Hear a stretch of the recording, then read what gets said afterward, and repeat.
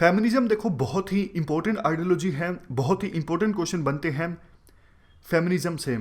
Feminism एक Meta ideology है, जैसे लिबरलिज्म एक मेटा आइडियोलॉजी है, सोशलिज्म एक मेटा आइडियोलॉजी है, वैसे ही फेमिनिज्म एक मेटा आइडियोलॉजी है। मतलब फेमिनिज्म के अंदर भी काफ़ी सारी इंटरनल डिबेट्स हैं, काफ़ी सारे इंटरनल स्कूल्स हैं।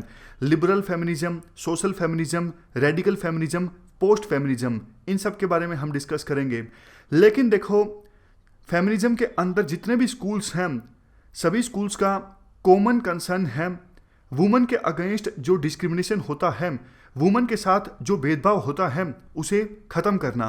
आपको याद होगा जब हमने प्लेटो को डिस्कस किया था तो एक क्वेश्चन हमने डिस्कस किया था, प्लेटो एज फर्स्ट फेमिनिस्ट। उस समय प्लेटो कहते हैं वुमन के पास भी अधिकार होना चाहिए गवर्नमेंट की एक्टिविटीज़ में पार्टिसिपेट करने का। प्लेटो फिलोसफर क्वीन की भी बात करते हैं। तो उस समय के हिसाब से प्लेटो के जो विचार थे काफ़ी रेडिकल थे। तो प्लेटो के काम में हम फेमिनिज्म का ओरिजिन देख सकते हैं, लेकिन मॉडर्न फेमिनिज्म का ओरिजिन हमें मिलता है फ्रेंच रेवोल्यूशन के समय से। थिंकर है मैरी वोल्सटोनक्राफ्ट, नाम याद रख लीजिए, बहुत ही ज़्यादा इंपॉर्टेंट है। मैरी वोल्सटोनक्राफ्ट, इनकी बुक का नाम है vindication of the rights of woman. इनको मदर ऑफ फेमिनिज्म भी कहा जाता है, क्योंकि इन्होंने सबसे पहले वुमन के लिए आवाज़ उठाई। इन्होंने कहा जिस प्रकार की डिक्लेरेशन साइन हुई है मैन के राइट्स के लिए, उसी प्रकार की डिक्लेरेशन साइन होनी चाहिए वुमन के राइट्स के लिए भी। लेकिन इनकी बात को रिजेक्ट कर दिया गया था, गवर्नमेंट ने इनकी बात को नहीं सुना था। इनकी जो बुक है vindication of rights of woman, इस बुक को फर्स्ट बुक ऑफ फेमिनिज्म भी कहा जाता है। फेमिनिज्म देखो डेवलप हुआ एक सोशल मूवमेंट की तरह। फेमिनिज्म को आप 3 वेव्स में क्लासिफाई कर सकते हो, यानी फेमिनिज्म के इतिहास को हम जाने तो 3 वेव्स में हम फेमिनिज्म के इतिहास को क्लासिफाई कर सकते हैं। पहली वेव चली 19वीं सेंचुरी से 1960s तक। पहली वेव में हमें लिबरल और सोशलिस्ट फेमिनिज्म देखने को मिले। दूसरी वेव चली 1960s से लेके 1980s तक। दूसरी वेव में रेडिकल फेमिनिज्म देखने को मिला। तीसरी वेव चली 1980s से अभी तक, और तीसरी वेव में हमें पोस्ट फेमिनिज्म देखने को मिलता है। एक एक करके हम इन तीनों वेव्स को डिस्कस करते हैं। पहले हम बात करेंगे फर्स्ट वेव की। फर्स्ट वेव में लिबरल और सोशलिस्ट फेमिनिज्म देखने को मिलते हैं। कब से कब तक चली ये वेव चली 19th सेंचुरी से लेके 1960s तक। देखो, लिबरल फेमिनिस्ट जो कि मेनली इमर्ज होके आए ब्रिटेन में, यूएसए में, इनके द्वारा डिमांड की जाती थी वुमन को भी वोट देने का अधिकार होना चाहिए। उस समय फेमिनिस्ट को जाना जाता था सफरजेट्स के नाम से। सफरजेट मतलब वो वुमन जो प्रोटेस्ट ऑर्गेनाइज करके वोट देने का अधिकार मांगती हैं। अगर लिबरल फेमिनिस्ट से संबंधित कुछ प्रोमिनेंट पर्सनैलिटीज़ की हम बात करें, एमिलाइन पंखुरिस्ट और एलिजाबेथ कैडी स्टैंटन, नाम बहुत ही इंपॉर्टेंट है, नाम याद रखिएगा, एमिलाइन पंखुरिस्ट और एलिजाबेथ कैडी स्टैंटन। बाद में देखो हुआ क्या, इनकी मांगों को मान लिया गया था। ब्रिटेन में महिलाओं को वोट देने का अधिकार मिल गया 1918 में। शुरुआत में सिर्फ 30 साल और 30 साल से ज़्यादा की उम्र की महिलाओं को अधिकार दिया गया था, लेकिन 1928 में महिलाओं के लिए वोट देने का अधिकार की जो एज थी उसे 30 साल से घटा के 21 साल कर दिया गया। इवन यूएसए में भी 1919 में 19th अमेंडमेंट की सहायता से महिलाओं को वोट देने का अधिकार मिल गया। जो लिबरल फेमिनिस्ट हैं उनके द्वारा मेनली मांग की जाती है सिविल राइट्स की, पॉलिटिकल राइट्स की। तो ये हमने बात की लिबरल फेमिनिस्ट की। अब हम बात करते हैं सोशलिस्ट फेमिनिस्ट की या फिर सोशलिस्ट फेमिनिज्म की। देखो, कार्ल मार्क्स ने वुमन के इशू को डील नहीं किया है, यानी कार्ल मार्क्स ने वुमन के इशू पर बोला नहीं है। लेकिन जो कार्ल मार्क्स के साथी हैं एंजल्स, उनकी बुक है origin of family, private property and state. इन्होंने महिलाओं के एक्सप्लॉयटेशन को लिंक किया है कैपिटलिज्म के साथ। देखो, हमेशा याद रखिएगा ये बात, मार्क्स से जुड़े जो लोग हैं वो हर एक चीज़ के लिए दोषी ठहराते हैं कैपिटलिज्म को। आगे भी बहुत सारी चीज़ें आएंगी, वो सीधा सीधा हर एक चीज के लिए दोषी ठहरा देते हैं कि कैपिटलिज्म इसके लिए दोषी है। जैसे मैं आपको अभी एग्जांपल देता हूं, महिलाओं के एक्सप्लोटेशन के लिए एंजल्स कहते हैं कैपिटलिस्टिक मोड ऑफ प्रोडक्शन दोषी है, यानी कैपिटलिज्म दोषी है। वो एंजल्स महिलाओं को कहते हैं आप कम्युनिस्ट रेवोल्यूशन को ज्वाइन कर लीजिए, ऐसा सिस्टम इस्टेब्लिश होगा, यानी socialist mode of production establish होगा, उसके बाद आप लिबरेट हो जाओगे, आपका कोई एक्सप्लोटेशन नहीं करेगा। यानी अभी आपका शोषण इसलिए हो रहा है क्योंकि कैपिटलिज्म है। एक बार आपने कम्युनिस्ट रेवोल्यूशन को ज्वाइन कर लिया और कैपिटलिस्ट मोड ऑफ प्रोडक्शन के बजाय communist mode of production establish हो गया तो सर्टेनली आप लिबरेट हो जाओगे। देखो, जब रशिया में रेवोल्यूशन आई तो उस समय लेनिन के जो व्यूज़ थे काफ़ी ज़्यादा प्रोग्रेसिव थे महिलाओं के बारे में, और इवन ये पहली बार हुआ कि किसी देश के कैबिनेट में महिला मिनिस्टर को शामिल किया गया। उस समय लेनिन की जो कैबिनेट थी उस कैबिनेट में पहली बार वुमन को मिनिस्टर बनाया गया। फर्स्ट कैबिनेट मिनिस्टर थी अलेक्जेंड्रा कोलंटाई। लेकिन लेनिन के बाद सत्ता आई स्टालिन के पास। स्टालिन के जो विचार थे वुमन के बारे में इतने प्रोग्रेसिव नहीं थे, यानी जो एक अच्छा प्रोग्रेसिव ट्रेंड आया था लेनिन के समय, वो प्रोग्रेसिव ट्रेंड रिवर्स हो गया। अभी फिलहाल प्रमुख सोशलिस्ट फेमिनिस्ट हैं शीला रोबोथम। नाम याद रखिएगा, मैं पूछूंगा लेक्चर के लास्ट में, नाम बहुत ही इंपॉर्टेंट है। लिबरल सेकुलर्स के नाम बताइए, एमिलिन पंखुरिस्ट, एलिजाबेथ कैडी स्टैंटोन। ये दो नाम लिबरल फेमिनिस्ट से संबंधित हैं। और सोशल फेमिनिस्ट से संबंधित नाम कौन से हैं? शीला रोबोथम। और फेमिनिज्म की मदर किसे माना जाता है? वोल्स्टोनक्राफ्ट को। पूरा नाम था मैरी वोल्स्टोनक्राफ्ट। तो इस प्रकार से हमने लिबरल फेमिनिज्म डिस्कस कर लिया और सोशल फेमिनिज्म भी डिस्कस कर लिया। लिबरल फेमिनिज्म और सोशल फेमिनिज्म में कुछ खास नहीं है। तो पहली वेव हमारी डिस्कस हो गई 19th सेंचुरी से लेके जो 1960s तक चली। लेकिन सेकंड मेन है, सेकंड वेव जो 1960s से लेके 1980s तक चली, और वो है रेडिकल फेमिनिज्म। यानी सेकंड वेव में देखने को मिलता है रेडिकल फेमिनिज्म।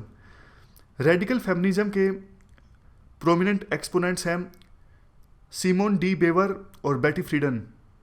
कुछ दूसरी रेडिकल फेमिनिस्ट हैं सुलामित फायरस्टोन, कैट मिलेट और सुसैन मोलर ओकिन। फिर से बोलता हूँ, Shulamith Firestone, Kate Millett, Susan Moller Okin, ये कुछ दूसरी प्रमुख रेडिकल फेमिनिस्ट हैं। और शुरुआत में हमने कौन से डिस्कस की? सिमोन डी बेवर और बेटी फ्रीडन। बुक का नाम भी जान लीजिए, सिमोन डी बेवर की बुक का नाम है द सेकंड सेक्स। ये बुक पब्लिश हुई थी 1946 में। बताइए, द सेकंड सेक्स बुक किसकी है? सिमोन डे बोवर की। ये पब्लिश हुई थी 1946 में। उसके बाद बेटी फ्रीडन की बुक का नाम है द फेमिनिन मिस्टिक। ये पब्लिश हुई थी 1963 में। सुलामित फायरस्टोन की बुक का नाम है द डायलेक्टिक्स ऑफ सेक्स। उसके बाद कैट मिलेट की बुक का नाम है द सेक्सुअल पॉलिटिक्स। तीसरे नंबर पे सुसैन मोलर ओकिन की बुक का नाम है जस्टिस, जेंडर एंड फैमिली। इन सब बुक्स के नाम आपको याद हो जाएंगे क्योंकि अभी थोड़ा थोड़ा हम कंसेप्ट जानेंगे। सेक्सुअल पॉलिटिक्स बुक में मेन कंसेप्ट क्या है? देखो, रेडिकल फेमिनिज्म को ट्रू फेमिनिज्म भी कहा जाता है। Feminism by woman, feminism for woman. देखो, एक इंपॉर्टेंट बात यहाँ पे, हमने पहली वेव में डिस्कस किया लिबरल फेमिनिज्म को और सोशल फेमिनिज्म को, और दूसरी वेव में अभी हम डिस्कस कर रहे हैं रेडिकल फेमिनिज्म को। जो रेडिकल फेमिनिज्म वाले हैं वो बोलते हैं लिबरल फेमिनिज्म और सोशल फेमिनिज्म का जो फेमिनिस्ट डिस्कोर्स है उसे फेमिनिस्ट डिस्कोर्स माना ही नहीं जाता रेडिकल फेमिनिस्ट के द्वारा। रेडिकल फेमिनिस्ट बोलते हैं कि आप फेमिनिस्ट हो ही नहीं।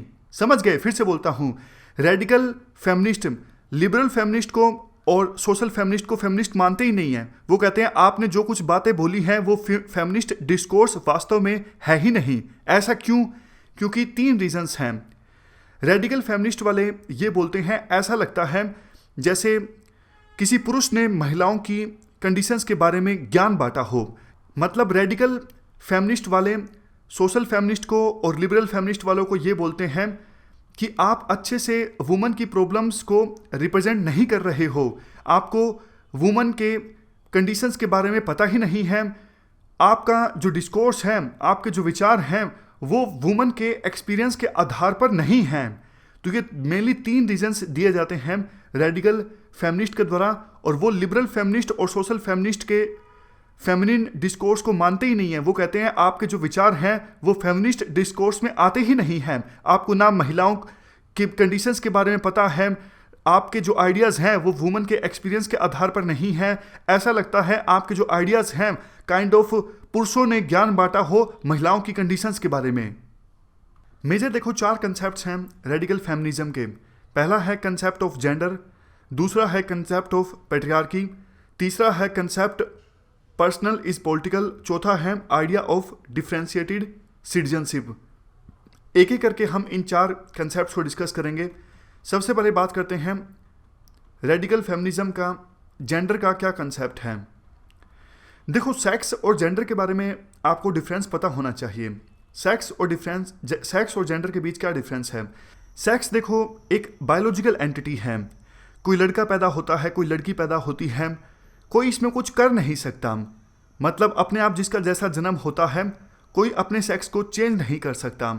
आप उन सब चीज़ों में मत जाइए कि आजकल ऐसी टेक्नोलॉजी उपलब्ध है, उन सब चीज़ों में मत जाइए, सिर्फ यहाँ पे आप फेमिनिज्म के कंसेप्ट पर फोकस कीजिए। सेक्स देखो एक नेचुरल चीज़ है, महिलाओं के द्वारा बच्चों को जन्म दिया जाएगा, इसमें कोई कुछ कर नहीं सकता, मतलब नेचर ने ऐसा बनाया है, ये सेक्स है, ये नेचुरल है। दूसरी तरफ जेंडर जो है वो एक कल्चरल एंटिटी है। मैं आपको एग्जांपल देता हूँ।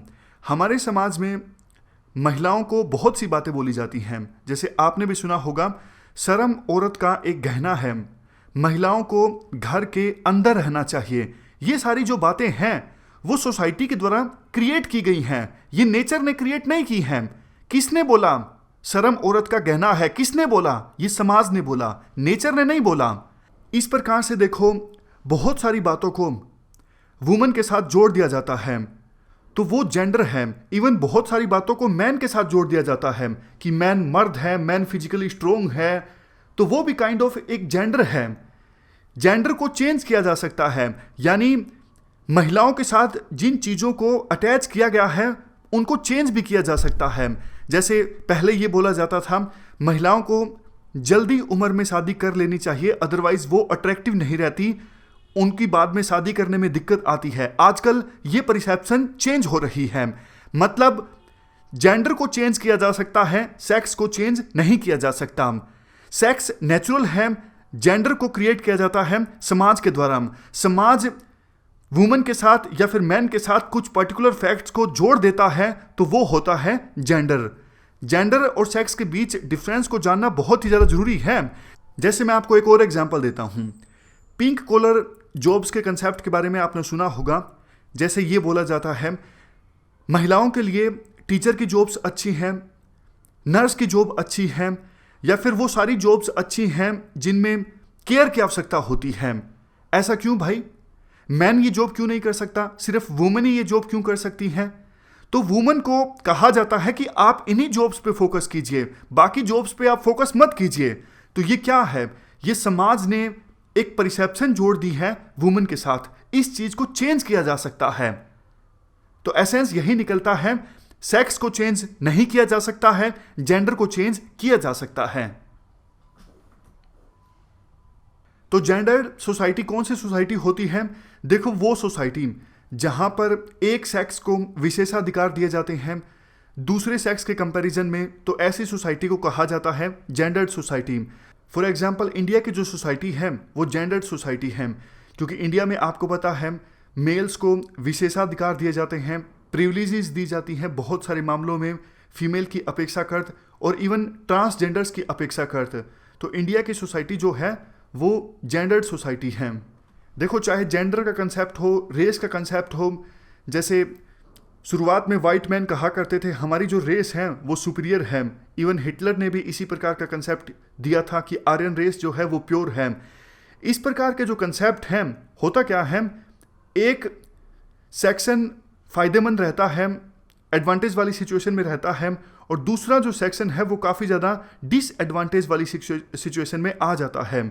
जैसे जेंडर्ड सोसाइटी में मेल को बहुत ज़्यादा फायदा होता है और फीमेल को बहुत ज़्यादा नुकसान होता है।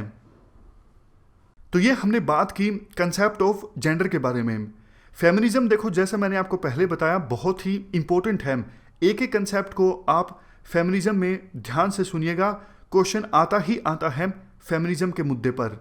तो देखो, रेडिकल फेमिनिज्म में हमें 3 कंसेप्ट्स डिटेल से डिस्कस करने हैं: जेंडर, पैट्रियार्की और तीसरे नंबर पे पर्सनल इज पॉलिटिकल। जेंडर को हम डिस्कस कर चुके हैं, अब बारी है दूसरे नंबर के कंसेप्ट की, जो कि है पैट्रियार्की। पैट्रियार्की का क्या मतलब है? आप सिंपली मुझे ये बताइए, पैट्रियार्की का क्या मतलब है? पैट्रियार्की का मतलब है, देखो, authority of father in family. Father को पैट्रियार्क कहा जाता है फैमिली में, लेकिन ये जो अथॉरिटी ऑफ फादर है ये कन्वर्ट हो जाती है अथॉरिटी ऑफ मेल में। यानी पैट्रियार्कल सोसाइटी एक ऐसी सोसाइटी है जो मेल डोमिनेटेड है। हर एक चीज़ में मेल को प्रेफरेंस दी जाती है, डिसीजन टेकिंग पावर ज़्यादा मेल के पास होती है। और मैट्रियार्कल सोसाइटीज़ वो सोसाइटीज़ होती हैं जिनमें डोमिनेशन होता है वुमेन का, यानी फीमेल का। हम बात कर रहे हैं फिलहाल पैट्रियार्कल सोसाइटी की। रेडिकल फेमिनिस्ट का देखो ये मानना है, वुमेन की सिचुएशन तब तक चेंज नहीं हो सकती जब तक पैट्रियार्की को नहीं ख़त्म कर दिया जाता। उनका ये भी कहना है, हेट्रोसेक्सुअल फैमिली। हेट्रोसेक्सुअल फैमिली देखो सिंपली जिस फैमिली में हस्बैंड और वाइफ एक साथ रहते हैं, जब तक इस प्रकार की फैमिली रहेगी तब तक पैट्रियार्की रहेगी। अगर पैट्रियार्की को ख़त्म करना है तो हेट्रोसेक्सुअल फैमिली के कंसेप्ट को ख़त्म करना होगा, होमोसेक्सुअल फैमिलीज इस्टाब्लिश करनी होंगी। होमोसेक्सुअल मतलब मेल मेल एक साथ रहेंगे, फीमेल फीमेल एक साथ रहेंगे। इस प्रकार से होमोसेक्सुअल फैमिलीज अगर इस्टाब्लिश की जाती है तो पैट्रियार्की को ख़त्म किया जा सकता है। देखो, मार्क्स आपको याद होगा बोलते हैं, सोसाइटी को समझना है तो बेसिक स्ट्रक्चर को समझो, यानी इकोनॉमिक स्ट्रक्चर को समझो। लेकिन रेडिकल फेमिनिस्ट बोलते हैं, भैया बेसिक स्ट्रक्चर इकोनॉमिक स्ट्रक्चर नहीं है, बेसिक स्ट्रक्चर यहाँ पे पैट्रियार्की है। मार्क्स बात करते हैं डायलेक्टिक्स ऑफ क्लासेस की, लेकिन रेडिकल फेमिनिस्ट कहते हैं कि आप बात करते हो डायलेक्टिक्स ऑफ क्लासेस की, आप बात कीजिए डायलेक्टिक्स ऑफ सेक्स की। तो ये हमने कंसेप्ट ऑफ पैट्रियार्की को समझा। अब हम ये जानेंगे पैट्रियार्की के कंसिक्वेंसेस क्या होते हैं। देखो, सबसे बुरा कंसिक्वेंस पैट्रियार्की का ये होता है वायलेंस अगेंस्ट वुमन।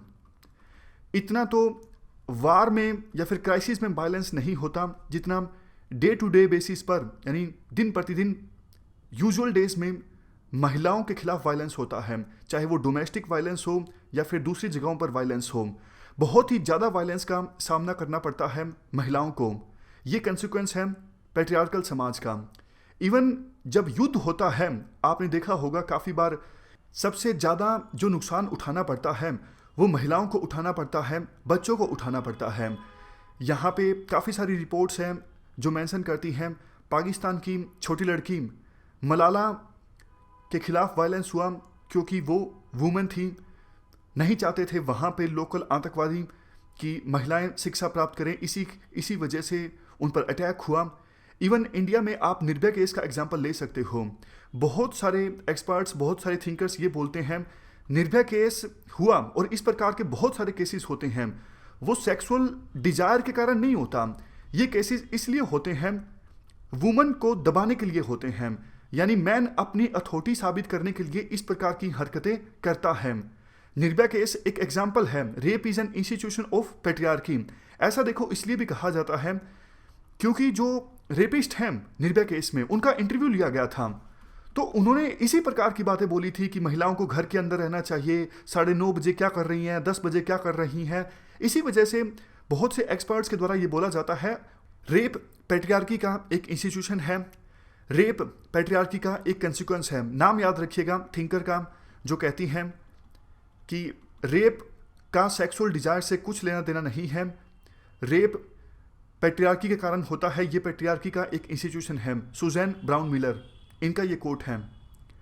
इसके अलावा देखो क्या होता है, पैट्रियार्कल समाज में महिलाएं हमेशा डर के साए में रहती हैं। इवन देखो साउथ एशिया में क्या होता है, ऑनर किलिंग, फीमेल इन्फेंटिसाइड, ये सब केसेस बहुत ही ज़्यादा कॉमन हैं। मिडिल ईस्ट में, अफ्रीका में बहुत बार ऐसे केसेस सामने आते हैं। वुमन के जो प्राइवेट पार्ट्स हैं उनको विकृत कर दिया जाता है, म्यूटिलिएट कर दिया जाता है। आप देखो हर एक डायमेंशन में एग्जाम्पल ले सकते हो। ऑलमोस्ट पिछले 100 साल के इतिहास में 900 में से सिर्फ 25 वुमेन हेड्स होंगी। ऐसा क्यों होता है कि ज़्यादातर टाइम से, ज़्यादातर भी क्या, 95% से ऊपर हमेशा मेल हेड ही होता है। आप विभिन्न देशों में वुमेन की रिप्रेजेंटेशन देख लीजिए, पॉलिटिक्स में कितनी कम है। लैंड होल्डिंग की आप बात कर लीजिए, पूरे वर्ल्ड में ऑलमोस्ट 1% से भी कम महिलाएं लैंड ओनर्स हैं। इवन देखो, जब से न्यू लिबरल पॉलिसीज़ को इम्प्लीमेंट करना स्टार्ट किया है विभिन्न देशों ने, जो फेमिनाइजेशन ऑफ पॉवर्टी का फेनोमेनन है ये भी इंक्रीज हो रहा है। फेमिनाइजेशन ऑफ पॉवर्टी क्या है? देखो, पूरे वर्ल्ड में महिलाओं की जो सिचुएशन है वो ज़्यादा ख़राब है अगर हम मेजर करें फाइनेंशियल पैरामीटर्स के हिसाब से एज कंपेरिजन टू मैन, यानी तुलनात्मक महिलाएं ज़्यादा गरीब हैं एज कंपेरिजन टू मैन।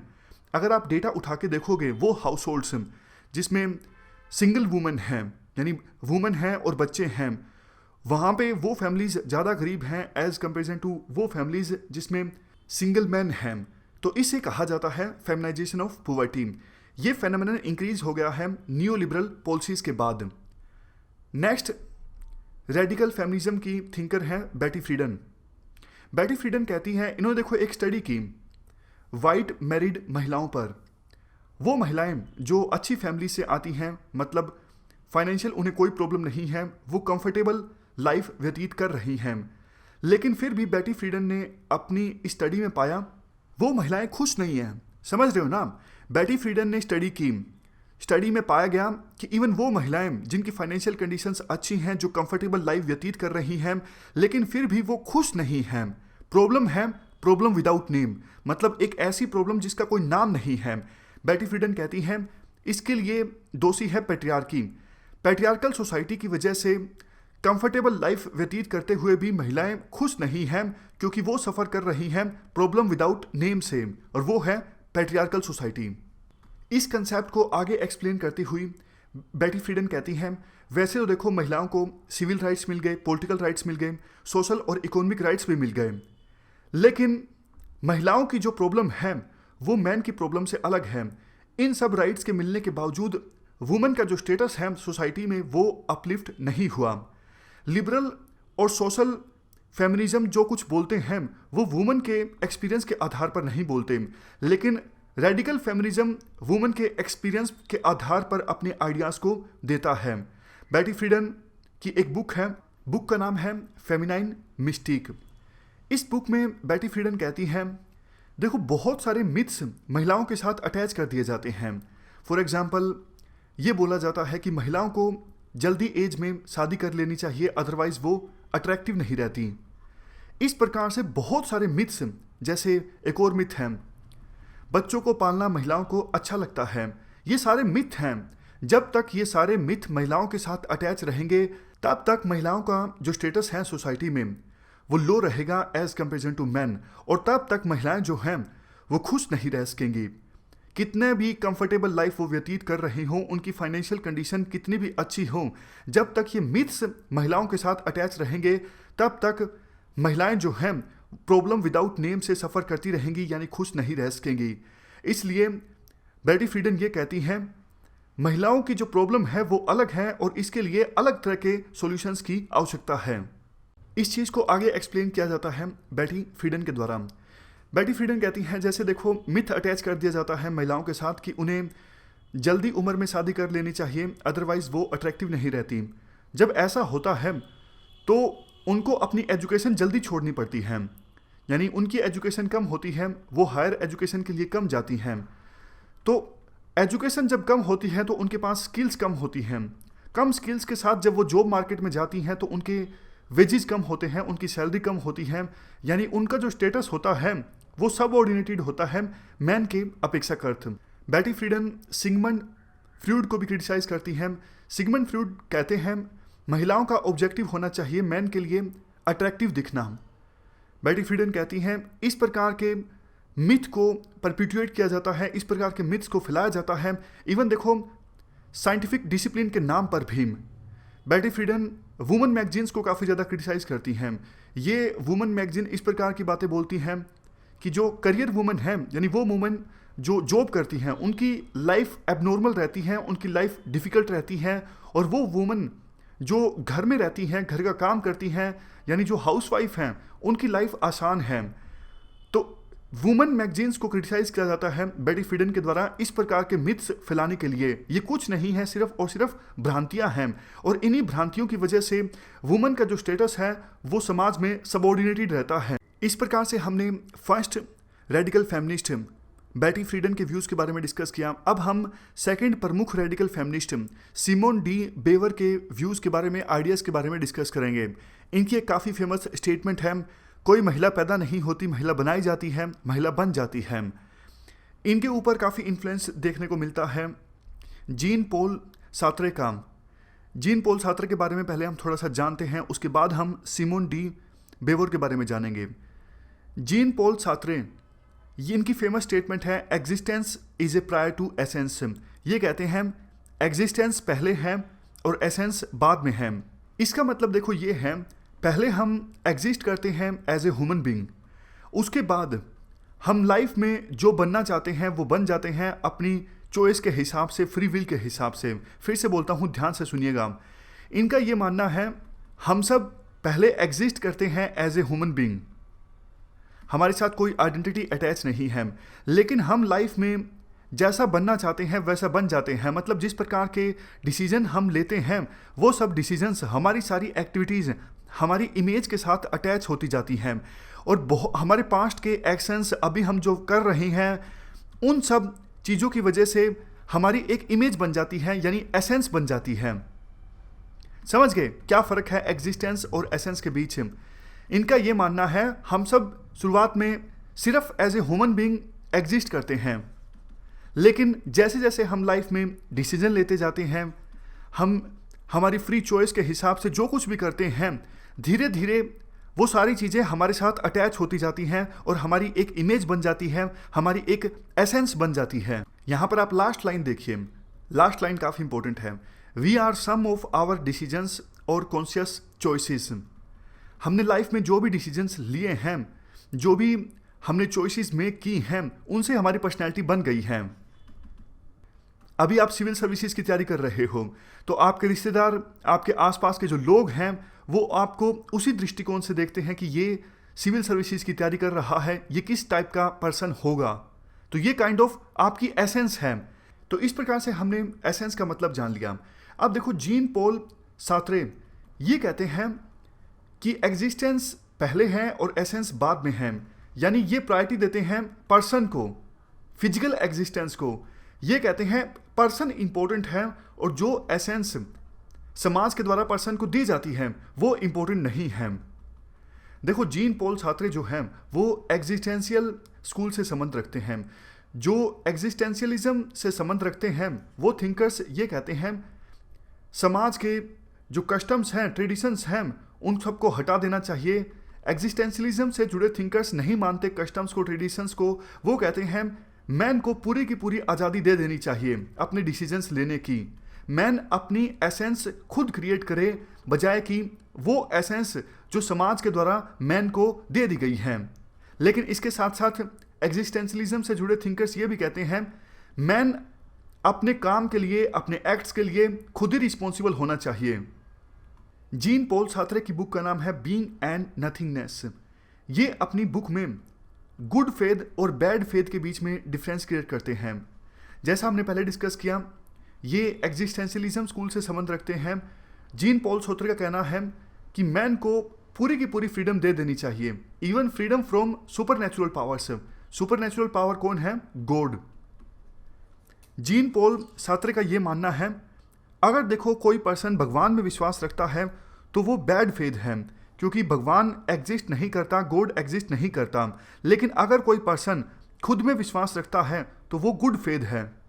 समझ गए? तो इस प्रकार से गुड फेथ और बैड फेथ में डिफरेंस क्रिएट करते हैं जीन पॉल सार्त्रे। अगर कोई भगवान में विश्वास रखता है तो वो बैड फेथ, अगर कोई खुद में विश्वास रखता है तो वो गुड फेथ। और इवन फ्रीडम फ्रॉम गॉड की बात करते हैं जीन पॉल सार्त्रे। ये अपनी बुक में ऐसा भी कहते हैं एसेंशियलिज्म का ओरिजिन है रिलीजन में। एसेंशियलिज्म का देखो सिंपल मतलब ये है कम करो लेकिन do better, do less but do better. लेकिन एसेंशियलिज्म हमारा फोकस नहीं है, इनका मेन फोकस एसेंस पर ही है। ये कहते हैं रिलीजन में क्या होता है, रिलीजन में बताया जाता है हर एक मैन की और वुमेन की एक एसेंस होती है और गॉड चाहता है मैन और वुमेन उसी एसेंस के हिसाब से काम करें। जब ऐसा होता है तो मैन या फिर वुमेन की फ्रीडम चली जाती है।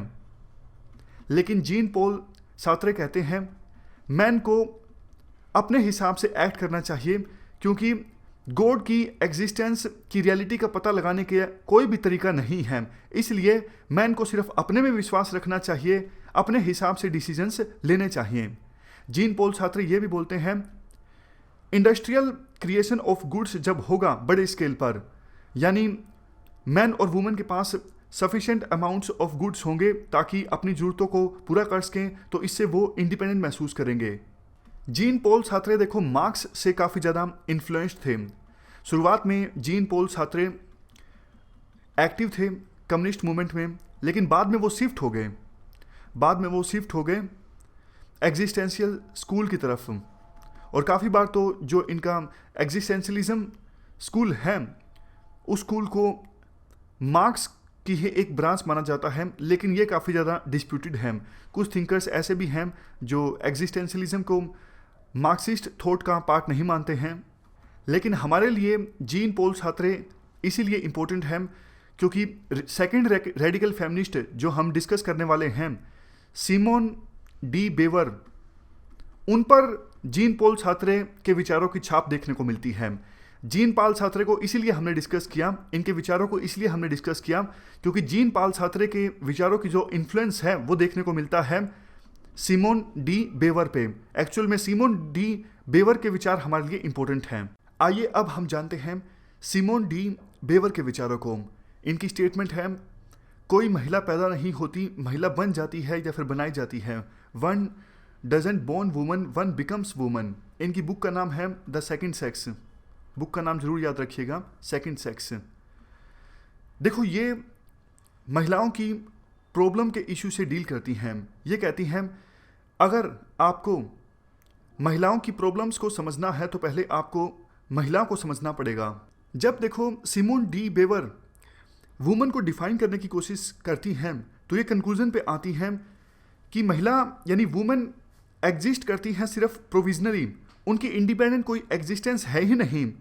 जब भी महिला को डिफाइन करने की बारी आती है तो रेफरेंस पॉइंट लिया जाता है मैन को, और मैन के रेफरेंस पॉइंट से वुमन को डिफाइन किया जाता है।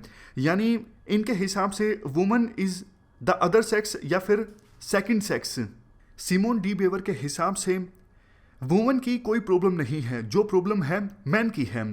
ये एग्जाम्पल देते हुए कहते हैं जैसे देखो ब्लैक्स की कोई प्रॉब्लम नहीं है, प्रॉब्लम है वाइट्स की। वाइट्स ब्लैक्स के साथ डिस्क्रिमिनेशन करते हैं, वाइट्स ब्लैक्स के ऊपर अत्याचार करते हैं। तो आप बताइए इसमें ब्लैक्स की क्या गलती है? जो गलती है वो वाइट्स की है। उसी प्रकार से इतिहास में इतना ज़्यादा ऑपरेशन हुआ, इतना ज़्यादा अत्याचार हुआ ज्यूज़ पर। आप बताइए ज्यूज़ की क्या गलती है इसमें? ज्यूज़ की कोई गलती नहीं है। ठीक उसी प्रकार से महिलाओं पर जो अत्याचार हुआ, महिलाओं को जो सेकंड सेक्स समझा गया, महिलाओं के साथ जो डिस्क्रिमिनेशन हुआ, महिलाओं को जो वीकर सेक्स बताया गया, इसमें महिलाओं की गलती नहीं है, जो गलती है मैन की है। देखो एक कंसेप्ट है या फिर आप कह सकते हो फिलोसफी है, एटर्नल फेमिनिज्म।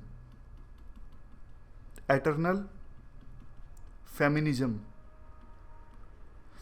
कंसेप्ट के अनुसार हर एक सेक्स की, चाहे वो मेल हो या फिर फीमेल हो, फीमेल की अलग से कोर एसेंस है, मेल की अलग से कोर एसेंस है, और इस एसेंस को चेंज नहीं किया जा सकता। यानी मैन की जो कोर एसेंस है उसको मैन से चेंज नहीं किया जा सकता, और जो फीमेल की कोर एसेंस है उसको फीमेल से अलग नहीं किया जा सकता।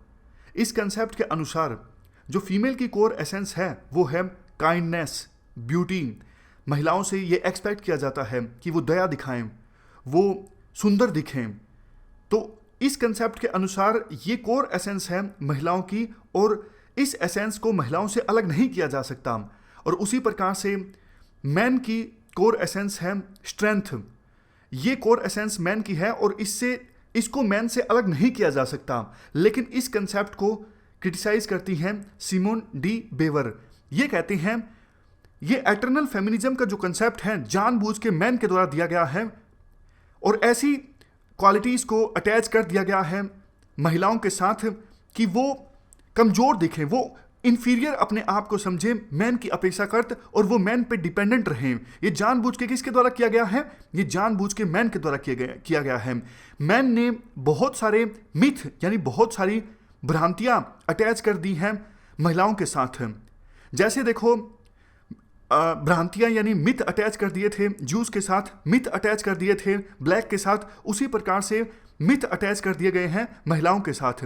ये मिथ ही रिस्पॉन्सिबल हैं आज जो लगातार अत्याचार हो रहा है महिलाओं पर वर्ल्ड के विभिन्न इलाकों में, जो एक्सप्लॉयटेशन हो रहा है वुमेन पर वर्ल्ड के विभिन्न इलाकों में। उन सब चीज़ों के लिए ये मिथ रिस्पॉन्सिबल है, ये भ्रांतियां रिस्पॉन्सिबल हैं जो मिथ महिलाओं के साथ अटैच कर दिया गया है मैन के द्वारा, कि वुमन जो है वो वीक सेक्स है, वुमन के पास स्ट्रेंथ नहीं होती, वुमन पीसफुल रहे, घर पर रहे, शर्म औरत का गहना होता है। ये सब मिथ्स हैं और कुछ नहीं है।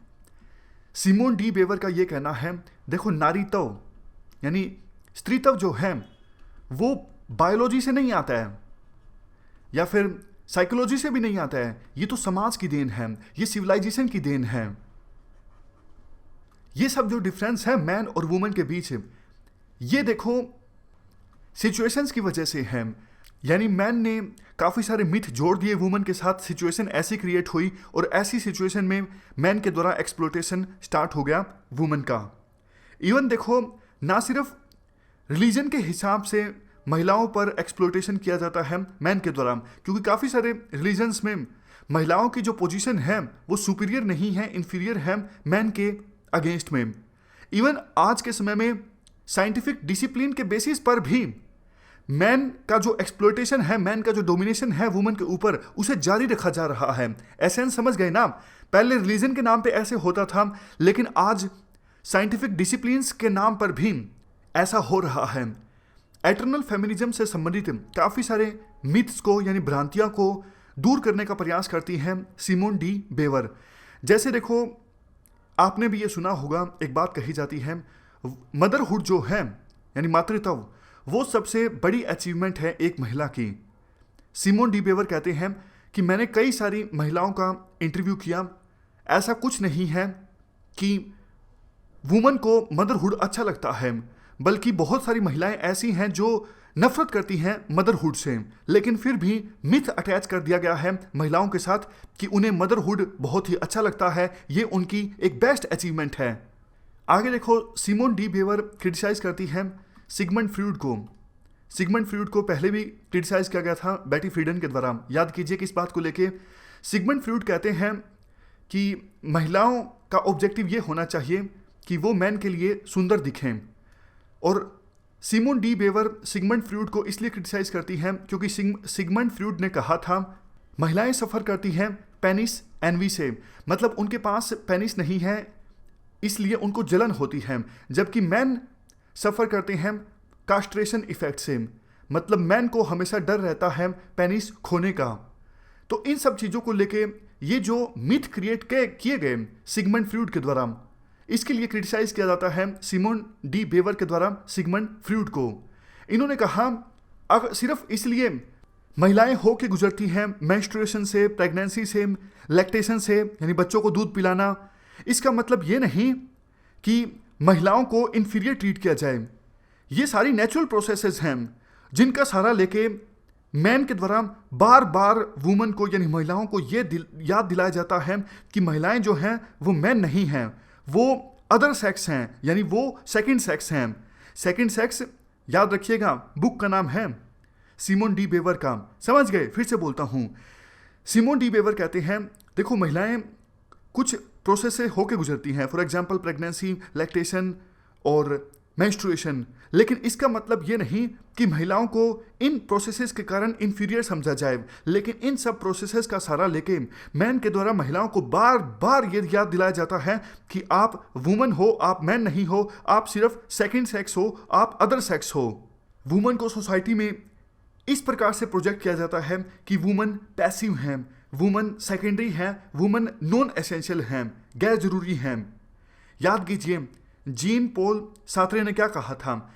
जीन पॉल सार्त्रे ने कहा था सोशल कस्टम्स, सोशल नॉर्म्स कुछ नहीं है, मैन की जो एग्जिस्टेंस है वो प्रायर है बजाय के एसेंस जो कि समाज के द्वारा मैन को दी जाती है। उसी प्रकार से सिमोन डी बेवर भी यही कहती हैं, ये सोशल कस्टम्स ही हैं जिन्होंने षड्यंत्र रचा है वुमन के अगेंस्ट, जिन्होंने वुमन को वुमन बनाया है। सोशल कस्टम्स इसके लिए रिस्पॉन्सिबल है, ना कि डेस्टिनी। वुमन देखो हमेशा काइंड ऑफ डिलेमा में रहती हैं, कन्फ्यूजन में रहती हैं, उनकी एग्जिस्टेंस एज ए ह्यूमन के बीच और उनकी डेस्टिनी एज ए वुमन के बीच।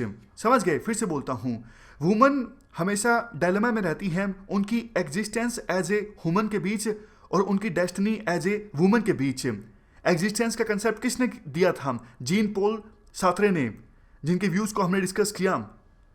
देखो, जो महिलाएं अपनी एसेंस को रिजेक्ट कर देती हैं, मतलब सोसाइटी के द्वारा जो भी मिथ अटैच किए गए हैं महिलाओं के साथ, जो महिलाएं इन सब मिथ्स को रिजेक्ट कर देती हैं, फॉर एग्जाम्पल समाज ने मिथ अटैच किया है कि जल्दी उम्र में शादी कर लेनी चाहिए, लेकिन जो महिलाएं पहले अपने करियर को इंपॉर्टेंस देती हैं, 35-40 जब भी उनका मन करे तब शादी करती हैं, तो ऐसी महिलाओं के बारे में कहा जाता है कि ये जो महिलाएं हैं वो एबनॉर्मल है, डिफेक्टिव हैं, अनअट्रैक्टिव हैं। समझ गए? फिर से बोलता हूं, देखो वो महिलाएं जो ह्यूमैनिटी को ज़्यादा प्रेफरेंस देती हैं बजाय के फेमिनिटी को, ऐसी महिलाओं को एबनॉर्मल, डिफेक्टिव, अनअट्रैक्टिव कहा जाता है समाज में। समाज अपॉर्चुनिटी नहीं देता, समाज मौका नहीं देता महिलाओं को फ्री होने का। समाज महिलाओं को एक ऐसी स्टेज में रखना चाहता है कि महिलाएं आगे ना बढ़ सकें, यानी जैसा है वैसा ही चलता रहे, स्टेटस को मेंटेन रहे। लास्ट में सिमोन डी बेवर महिलाओं को कहती हैं कि वो पैट्रियार्की के कंफर्ट से बाहर आ जाएं और सेल्फ रिलायंस को प्राप्त करें, गुड फेथ को प्राप्त करें। याद कीजिए जीन पॉल सार्त्रे क्या कहते हैं? वो कहते हैं भगवान में विश्वास करना इज़ बैड फेथ और खुद में विश्वास करना इज़ गुड फेथ। तो उसी प्रकार से सिमोन डी बेवर भी यही कहती हैं कि महिलाएं पैट्रियार्की के कंफर्ट से बाहर आएं और अपने आप में विश्वास करें, यानी गुड फेथ को अपनाएं। इसके लिए वो कहती हैं महिलाओं को घर से बाहर निकल के काम करना होगा, सेल्फ इंडिपेंडेंट होना होगा, इंटेलेक्चुअल एक्टिविटीज़ में पार्टिसिपेट करना होगा। वो महिलाओं को कहती हैं कि आप टेक्नोलॉजी की हेल्प से मैन के ऊपर आपकी जो डिपेंडेंस है उसे ख़त्म कर सकती हो। तो ये हमने व्यू डिस्कस किए सिमोन डी बेवर के। तो देखो, कंसेप्ट ऑफ रेडिकल फेमिनिज्म में अभी तक हमने जेंडर के कंसेप्ट को समझ लिया है, पैट्रियार्की के कंसेप्ट को भी समझ लिया है। अब बारी है तीसरे कंसेप्ट की, पर्सनल इज़ पॉलिटिकल। 1960s में जब वेव चल रही थी रेडिकल फेमिनिज्म की, तो ये स्लोगन बहुत ज़्यादा चला था, पर्सनल इज़ पॉलिटिकल। सबसे पहले इसे इंट्रोड्यूस किया गया था कैरोल हैनिस के द्वारा। ये जर्मनी की एक फेमिनिस्ट हैं।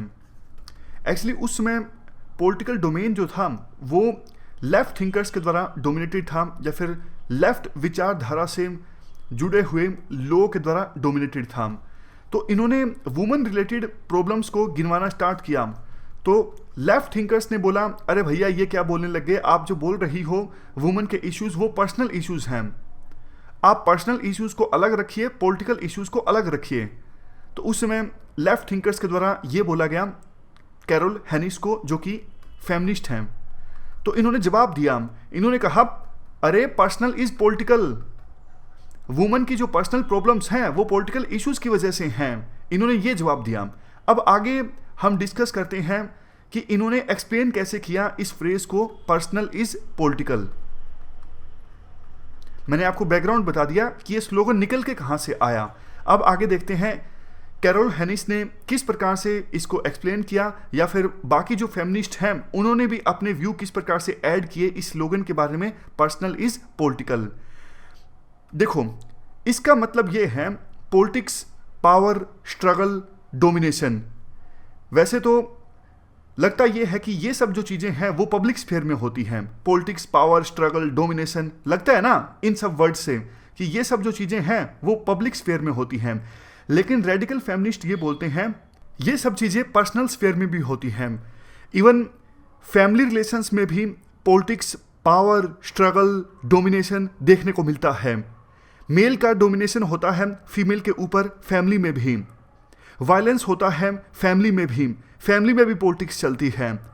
तो रेडिकल फेमिनिस्ट का ये कहना है अगर देखो पर्सनल को पॉलिटिकल से अलग करके रखा जाता है तो इससे वुमन का और ज़्यादा नेग्लेक्ट होता है।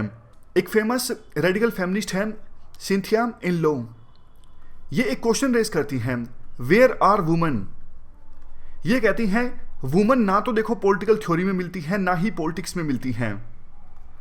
पॉलिटिक्स में वुमन को इग्नोर करने की शुरुआत हो गई थी एरिस्टोटल के विचारों से। याद कीजिए, एरिस्टोटल वुमन को सिटीजनशिप भी नहीं देते हैं। एरिस्टोटल कहते हैं कि वुमन को घर के अंदर 4 दीवारों में रहना चाहिए। अगर देखो वुमन पॉलिटिक्स में नहीं आएंगी तो उनके जो कंसर्न्स हैं वो भी तो नहीं एड्रेस होंगे ना। जिन लोगों का रिप्रेजेंटेशन होता है पॉलिटिक्स में, उन लोगों के कंसर्न्स अच्छे से एड्रेस हो जाते हैं। सिंथिया इन लोग कहती हैं where are the woman. Politics आप उठा के देखिए, वुमन कितनी कम हैं, वो है नहीं पॉलिटिक्स में, इस वजह से उनके कंसर्न्स भी एड्रेस नहीं होते। आप कुछ क्लासिकल थिंकर्स को छोड़ दीजिए, आप प्लेटो को छोड़ दीजिए। प्लेटो ने तो काफ़ी अच्छे विचार रखे थे वुमन के बारे में, उन्हें तो इवन फर्स्ट फेमिनिस्ट भी कहा जाता है। मतलब क्वेश्चन पूछा जाता है Plato as a first feminist. Even J.S. Mills, उनके भी काफ़ी अच्छे विचार थे वुमन की स्टेटस के बारे में, वुमन की कंडीशंस के बारे में, प्रोग्रेसिव विचार थे। इसके अलावा देखो कोई भी थिंकर देख लीजिए जिसने वुमन के बारे में बोला हो। इवन मार्क्स ने भी वुमन के बारे में कुछ नहीं बोला है। एक और फेमस रेडिकल फेमिनिस्ट है सुसैन मोलर ओकिन। सुसैन मोलर ओकिन की बुक का नाम है gender justice and family. Gender justice and family. अपने इस बुक में 4 इम्प्लीकेशंस बताए जाते हैं इनके द्वारा टर्म पर्सनल इज पॉलिटिकल के। सबसे पहला इम्प्लीकेशन इनके द्वारा बताया जाता है पर्सनल इज पॉलिटिकल का। वही बात देखो, ये सब चीज़ें वायलेंस, स्ट्रगल, सबऑर्डिनेशन, डोमिनेशन, ये सब चीज़ें फैमिली में भी होती हैं। वुमन को वायलेंस का सामना करना पड़ता है ना सिर्फ पब्लिक स्फेयर में बल्कि फैमिली के अंदर भी। आप एग्जांपल ले सकते हो डोमेस्टिक वायलेंस एक्ट 2006 का। देखो हमारे देश में डोमेस्टिक वायलेंस एक्ट बना 2006 में। ये सबूत है एक प्रकार से, सरकार भी मानती है कि फैमिली में वायलेंस होता है, यानी पर्सनल इज पॉलिटिकल। सरकार ने रिकॉग्नाइज किया है इस बात से डोमेस्टिक वायलेंस एक्ट 2006 की सहायता से। तो ये पहली इम्प्लीकेशन है सुसैन ओकिन मोलर के द्वारा पर्सनल इज पॉलिटिकल टर्म की। अगर हम बात करें दूसरी इम्प्लीकेशन की, सुसैन मोलर ओकिन देखो ये कहती हैं ये एज्यूम करना गलत है कि स्टेट इंटरवेन नहीं करता फैमिली के अंदर। इनके अनुसार स्टेट फैमिली के अंदर इंटरवीन करता है। फॉर एग्जांपल हमारे देश में पर्सनल लॉज बने हुए हैं, खास करके हिंदू धर्म से संबंधित आपको पता है पर्सनल लॉज की कोडिंग हुई है, जैसे Hindu marriage act, adoption act, succession act. तो ये सब एग्जाम्पल्स हैं कैसे स्टेट इंटरफेयर करता है फैमिली के अंदर। लेकिन सुसैन मोलर ओकिन ये कहती हैं स्टेट एक खुद ही इंस्टीट्यूशन है पैट्रियार्की का, यानी स्टेट पैट्रियार्की को प्रमोट करता है। इसी वजह से जो भी कानून बनाए गए हैं वुमन के लिए, for example domestic violence act बनाया गया है वुमन के लिए, जानबूझ के ऐसे कानूनों में लूप होल रह जाते हैं और इसी वजह से वास्तव में वुमन की जो सिचुएशन है समाज में ऊपर नहीं उठ पाती। तो ये दूसरी इम्प्लीकेशन है पर्सनल इज पॉलिटिकल की सुसैन मोलर ओकिन के द्वारा। अब तीसरी इम्प्लीकेशन की बात करते हैं। सुसैन मोलर ओकिन तीसरी इम्प्लीकेशन में ये कहते हैं family is the first institution of patriarchy. Family patriarchy का पहला इंस्टीट्यूशन है। क्यों? क्योंकि देखो रेडिकल फेमिनिस्ट के अनुसार जो हेट्रोसेक्सुअल फैमिलीज होती हैं, यानी हस्बैंड वाइफ साथ में रहते हैं, एक मेल एक फीमेल, इस प्रकार की जो फैमिलीज होती हैं, इन फैमिलीज में बच्चा देखता है कैसे उसकी मदर के ऊपर फादर का डोमिनेशन होता है। फैमिलीज में बच्चों के द्वारा देखा जाता है कैसी उसकी मदर को दबाया जा रहा है, कैसी उसकी मदर जो है सारा घर का काम करती है, फादर की चलती है और फादर के सारे जो ऑर्डर्स हैं वो माने जाते हैं मदर के द्वारा।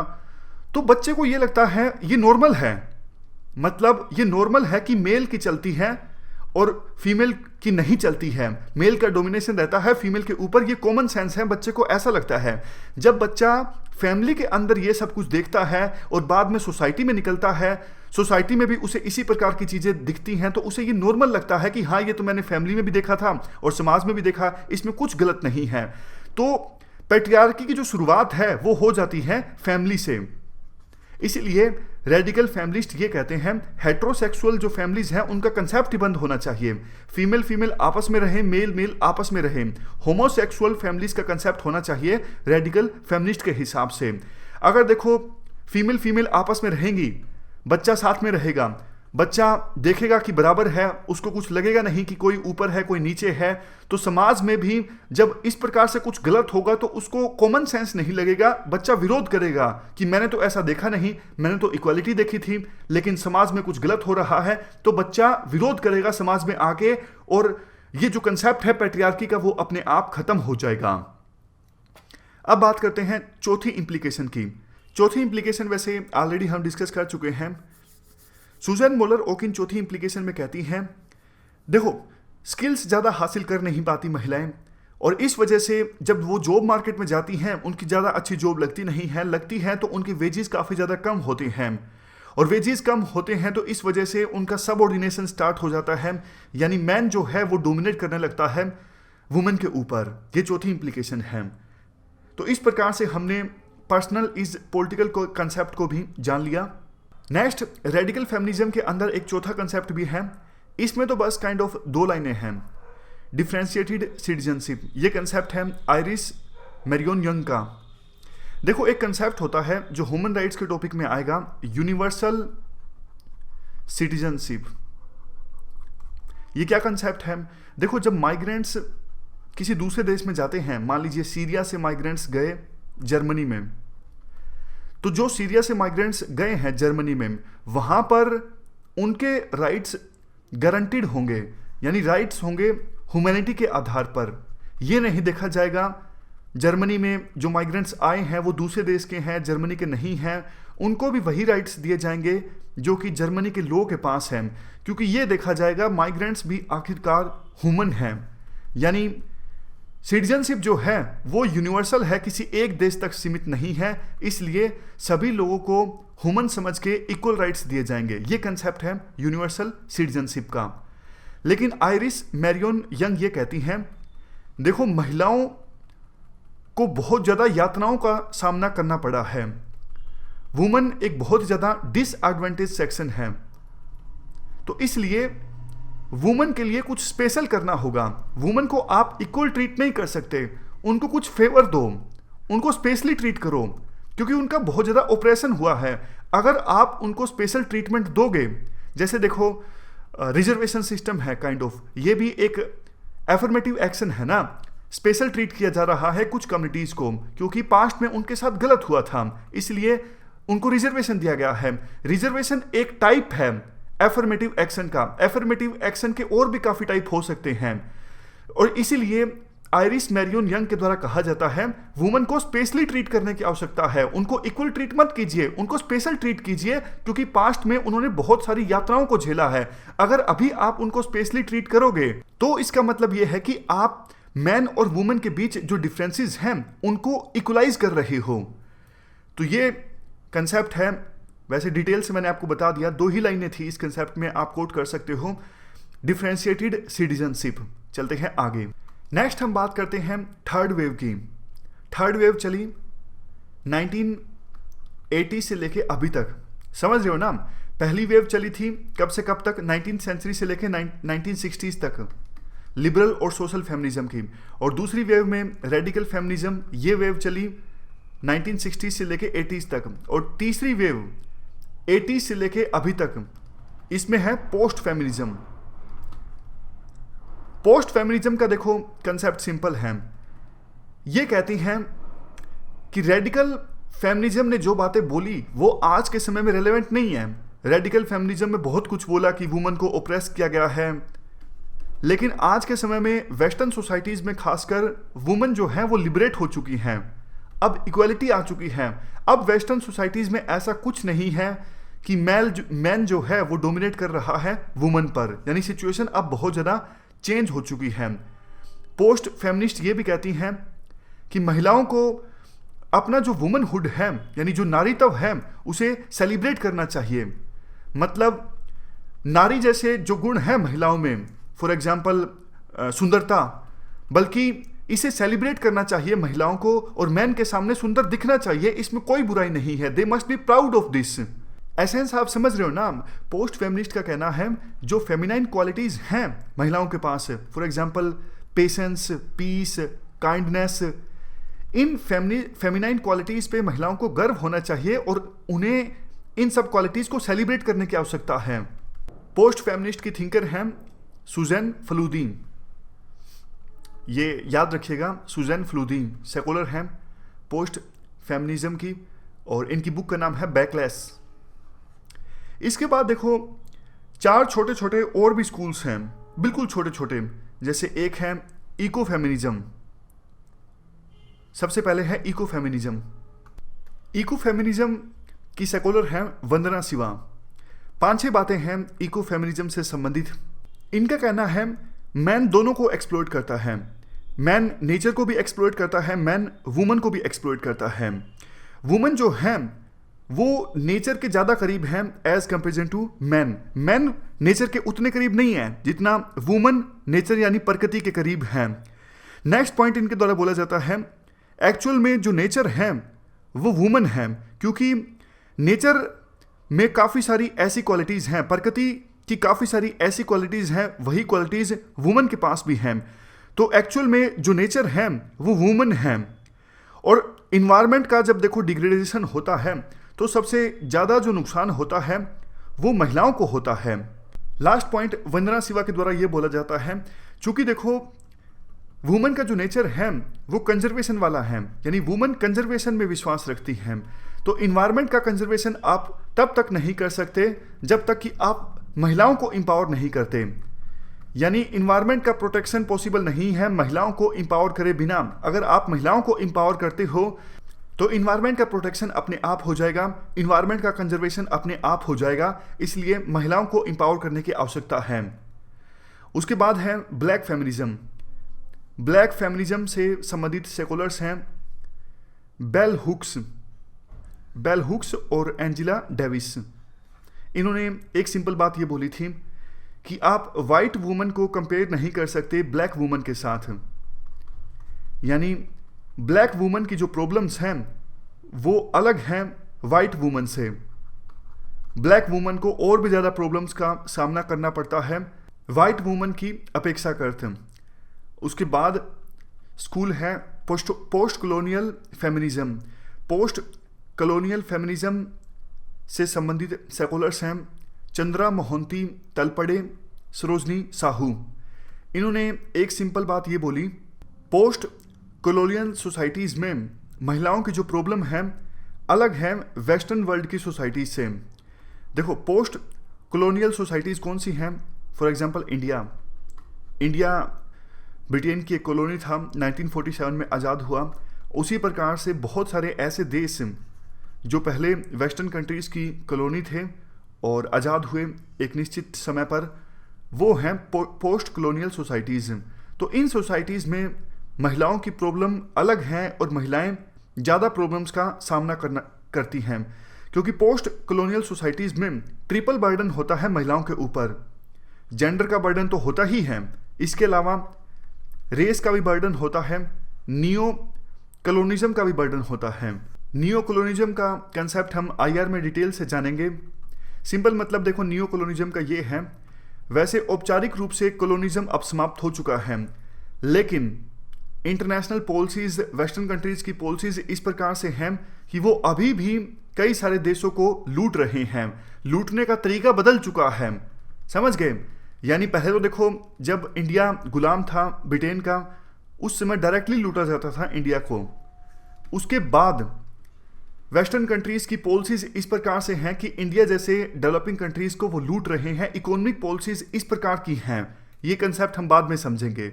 तो अभी फिलहाल आप ये जानिए, पोस्ट कॉलोनियल फेमिनिज्म से संबंधित सेकुलर्स का ये मानना था पोस्ट कॉलोनियल सोसाइटीज़ में महिलाओं की जो प्रॉब्लम है वो अलग है वेस्टर्न सोसाइटीज़ की महिलाओं से, क्योंकि पोस्ट कॉलोनियल सोसाइटीज़ में महिलाओं के ऊपर 3 तरह के बर्डन होते हैं। जेंडर का बर्डन तो होता ही है, इसके अलावा रेस का भी बर्डन होता है और नियो कॉलोनिज्म का भी बर्डन होता है। अब लास्ट स्कूल है post modern feminism. Post modern feminist हैं जूडिथ बटलर। इनका देखो ये मानना है वुमेन जो है वो अपने आप में एक डिबेटेबल कैटेगरी है। कोई सिंगल बेसिस नहीं है वुमन को डिफाइन करने का, कोई सिंगल मेथड नहीं है वुमन की प्रॉब्लम से डील करने का। जेंडर को कंस्ट्रक्ट किया जाता है भाषा की सहायता से, यानी लैंग्वेज की सहायता से जेंडर को कंस्ट्रक्ट किया जाता है। अदरवाइज वुमन की प्रॉब्लम्स से डील करने का कोई एक सिंगल मेथड नहीं है, ना ही कोई एक सिंगल बेसिस है किस प्रकार से वुमन को डिफाइन किया जाए। तो ये बेसिक बातें हैं पोस्ट मॉडर्न फेमिनिज्म की। अब देखो काफ़ी बार कंपेयर करवा दिया जाता है लिबरल फेमिनिज्म को और रेडिकल फेमिनिज्म को। अब आप कंपेयर कीजिए, आपने दोनों फेमिनिस्ट वेव्स के बारे में डिस्कस कर लिया। लिबरल फेमिनिज्म जो फर्स्ट वेव में देखने को मिला, रेडिकल फेमिनिज्म जो सेकंड वेव में देखने को मिला। दोनों के विचारों को आपने डिटेल से समझ लिया। अब आप बताइए डिफरेंस क्या है लिबरल फेमिनिज्म में और रेडिकल फेमिनिज्म में।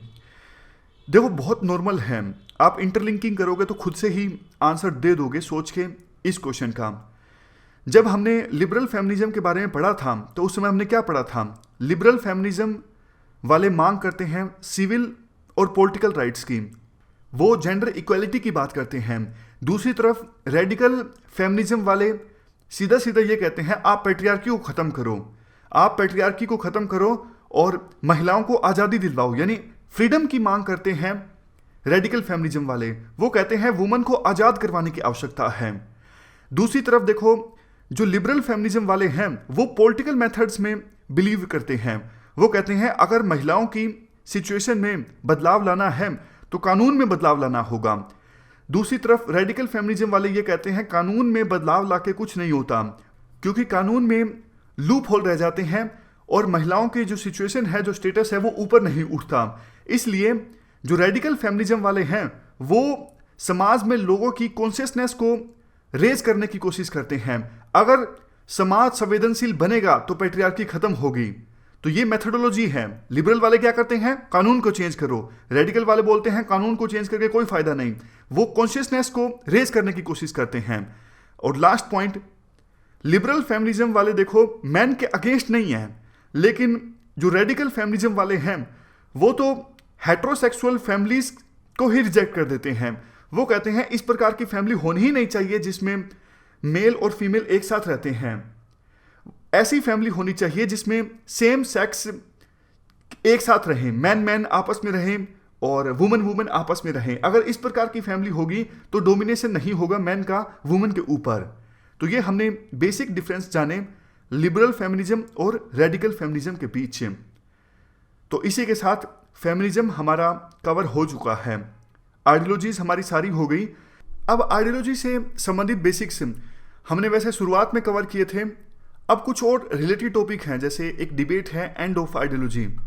इसके अलावा विभिन्न थिंकर्स का क्या पर्सपेक्टिव है आइडियोलॉजी के ऊपर, तो इनको हम डिस्कस करेंगे। उसके बाद हमारा थ्योरी पार्ट स्टार्ट हो जाएगा। देखो मुश्किल वाला जो पार्ट था वो अब कवर हो चुका है, एक अच्छा बेस अब आपका बन चुका है। आगे जो पार्ट स्टार्ट होगा वो काफ़ी ज़्यादा आसान होगा, ईजी होगा, आपको समझने में दिक्कत नहीं आएगी, क्योंकि अभी आपको पता है मार्क्सिस्ट वाले क्या बोलते हैं, लिबरल वाले क्या बोलते हैं, फेमिनाइन वाले क्या बोलते हैं। अब आपको बेसिक अंडरस्टैंडिंग है चीज़ों की।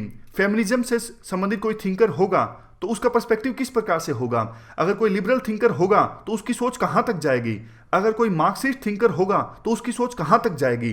बेस आपका बन गया ना, आगे आपको बिल्कुल दिक्कत नहीं आएगी। तो आज की इस डिस्कशन में बस इतना ही है। Thank you very much for discussion.